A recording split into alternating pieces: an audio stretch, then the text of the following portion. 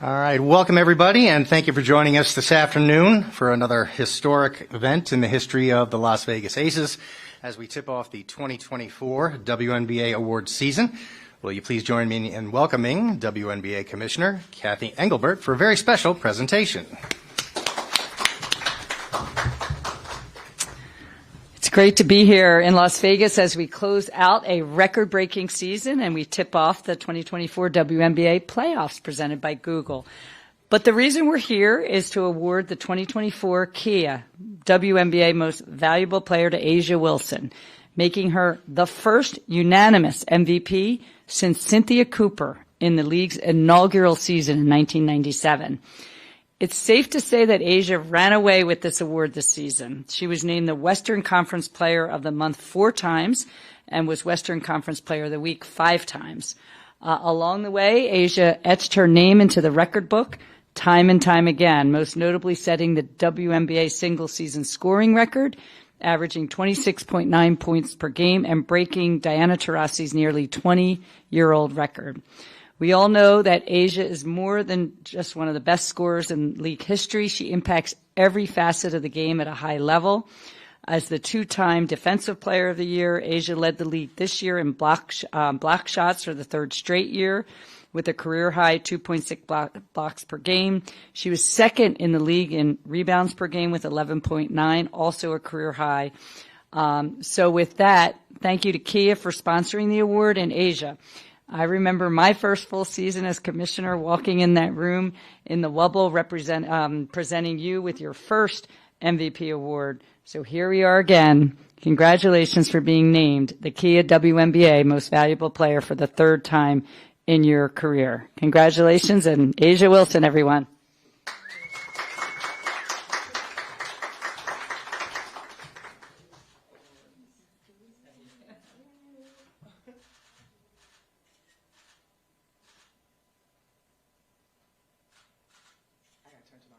Yes.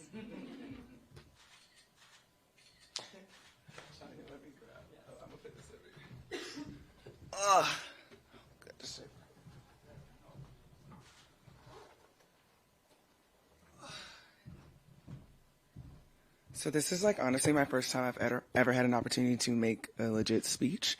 So that being said, man, I want to thank my teammates, Coach Hammond, Mark, the Aces organization, and obviously the WNBA as well, and just every single person who makes this incredible team just go. Day in and day out, their work never goes unnoticed. Obviously, I want to thank my parents so much for just everything that they've done, the sacrifices that they've made, holding me accountable in times where you could have just kind of let me fly underneath the rug, but that's always good. I also obviously want to thank South Carolina and Coach Staley and my agent Jade and my team as well at Clutch Sports. I truly wouldn't be standing here today without the hard work and the sacrifices made by all of those people, and I promise you I didn't even name half of the people that I really truly love. Basketball has helped me achieve things that I never dreamed I could. To be named MVP is a tremendous honor. It's humbling to walk a path paved by so many legends of this game, those who made this league what it is today, and for me to stand up here with my 3rd one. So shout out to the legends because they really did their thing, their big one, with paving the way for young guns like me to thrive in. On my best days and on my worst, I pray that I'm worthy of all the blessings that have come my way. I hope the fans know that I see every message, every TikTok they make, and still, even the white tees and the silver hair, I love you all. The fact that anything I do gives another person and another Black girl the small bit of hope, that's what keeps me going. Keeps me trying to be the best that I can be always.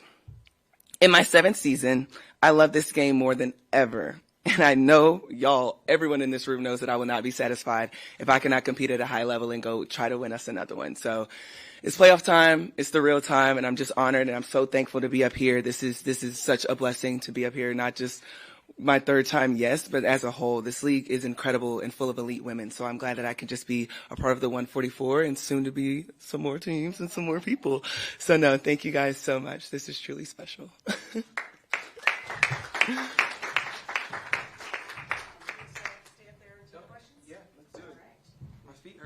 make this a little quick. Asia, congratulations Thank again. you. I remember we all saw that video from the Wubble and the tears then. And I guess now, 4 years later, how does it feel? A lot has happened since then, but that comparison of winning your first versus your third.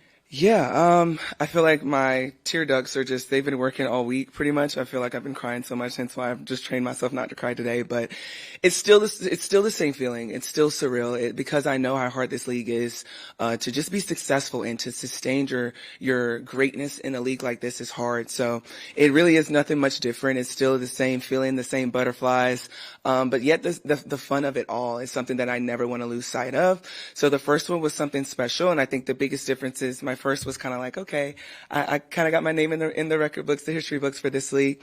To now, I'm like, I feel like I fully established myself in a league that I dreamt of playing in. So it's something that's truly special and still surreal.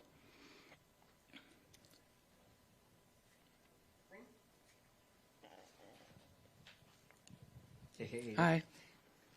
What would you say to younger you, going even farther back than the first one, but, you know, as you fell in love with basketball and started seeing, you know, a future in it, did you ever imagine 3 and a unanimous? And what would you say to that girl?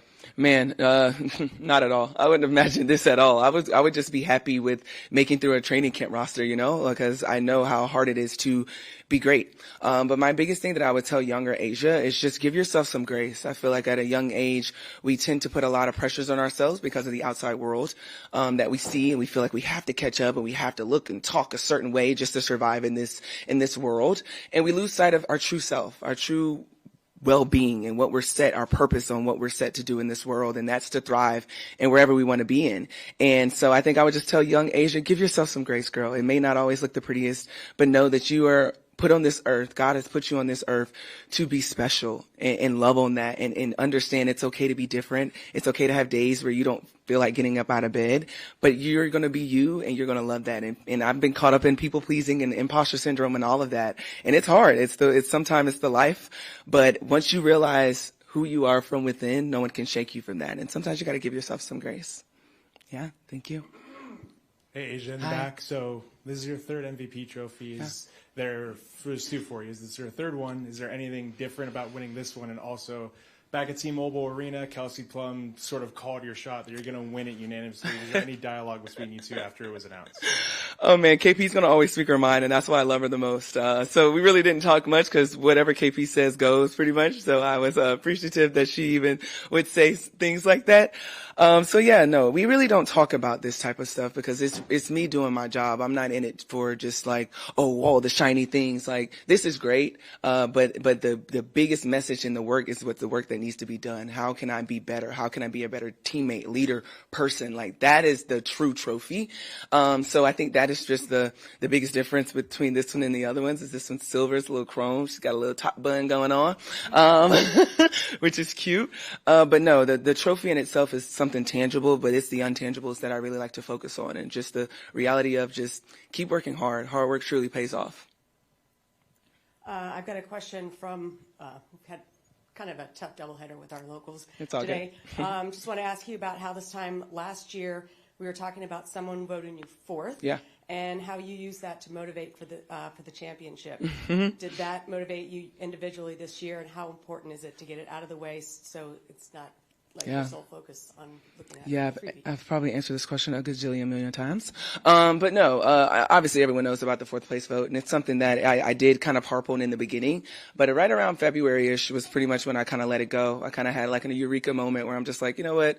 Get out my feelings. Like, put in the work, Asia. Make people leave no doubt about who you are and who you want to be in this league. And I think that is kind of what's the turning point for me, where I harped on it a little bit, but at some point it's kind of like, all right, Asia, give it up. Like, stop being sensitive. It is what it is. And I think once I did that and I started to tap into this mode of like, no, I need to be great, not just for myself, but for my team. That's what kind of just got the season that we have today.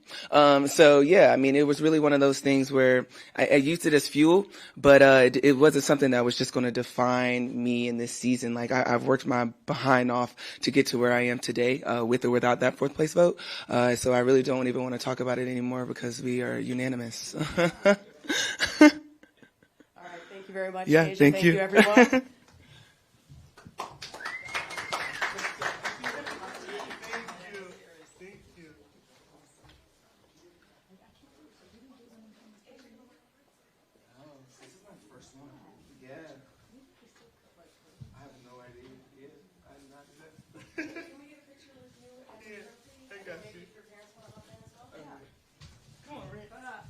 Come on.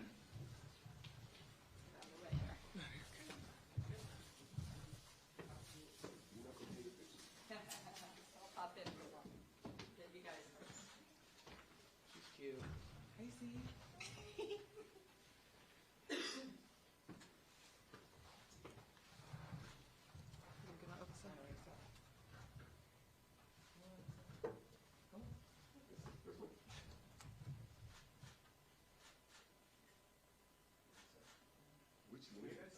Okay.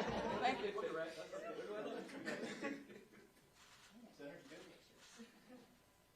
think the commissioner wants a picture. Yeah. We're going to defer to her because. All right here. You get one just with you, Angie, real quick? Sayonara, parents. You good.